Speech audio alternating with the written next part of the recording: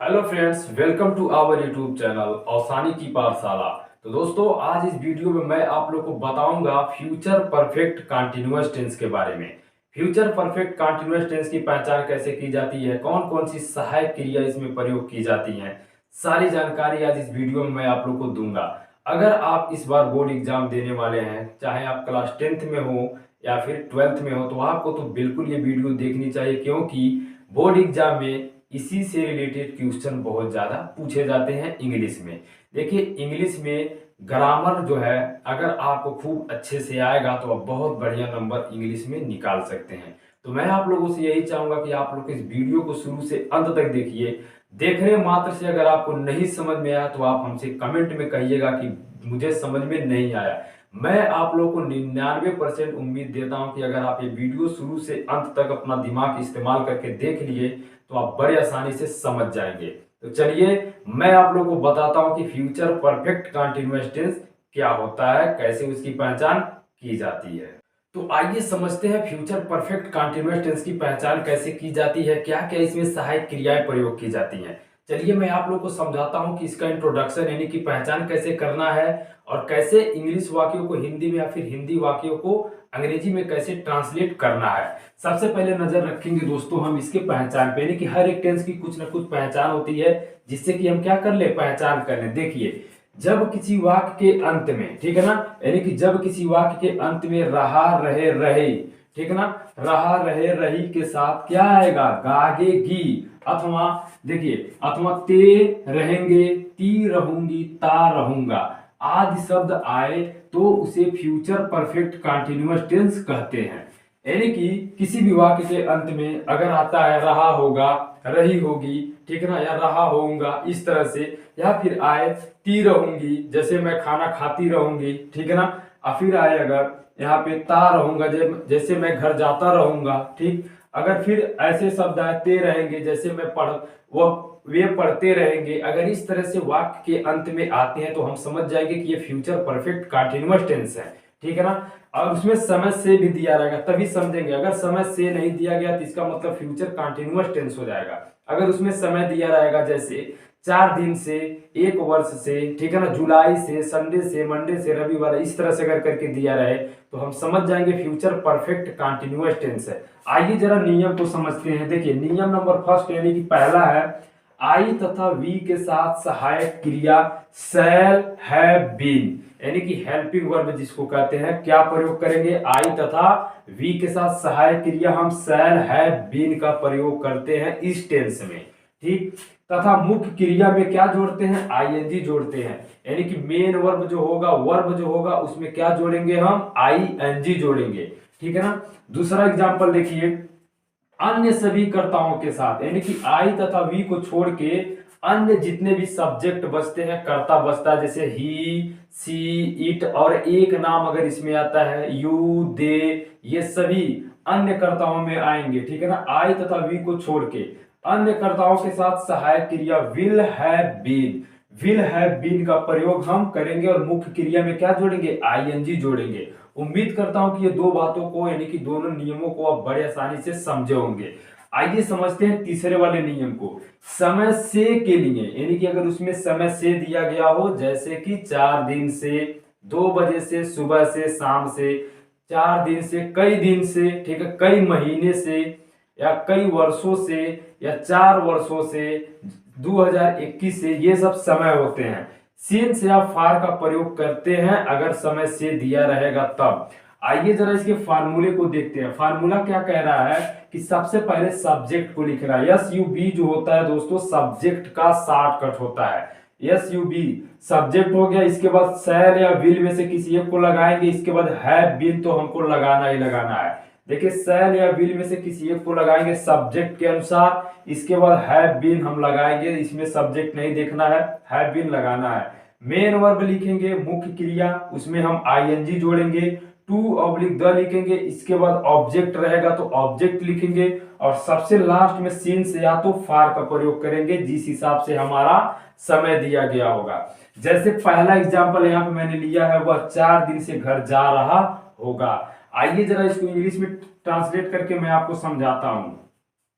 वह 4 दिन से घर जा रहा होगा। तो सबसे पहले हमारा फार्मूला कह रहा है कि सब्जेक्ट लिखिए, तो यहाँ पे क्या लिखेंगे हम, वह की अंग्रेजी ही लिखेंगे, क्योंकि कोई मेल है, जैसे कि यहाँ पे होगा आया है। अगर होगी आता घर जा रही होगी, अगर इस तरह से आता तो फीमेल होती, तो यहाँ पे सी लिखते हैं।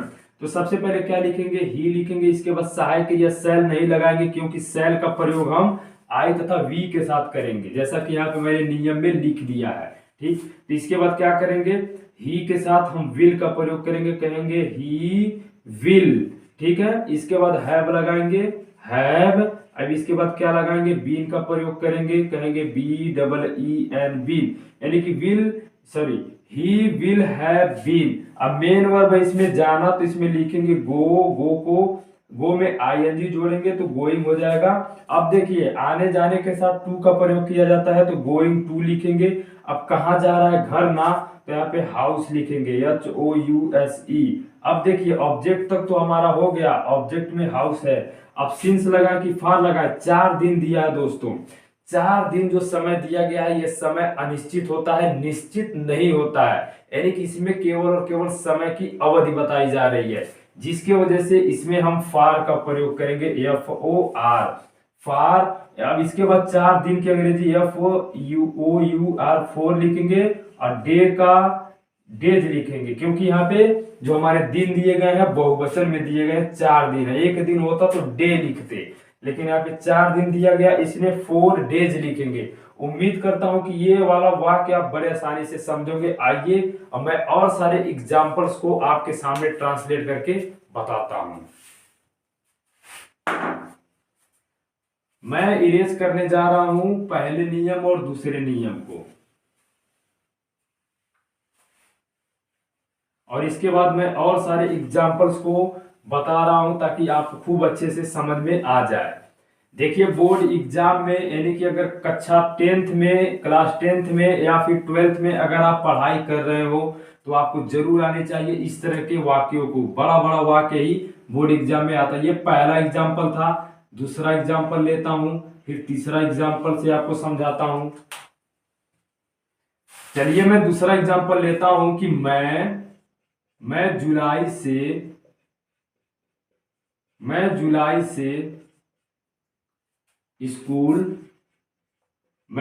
से स्कूल जाता रहूंगा।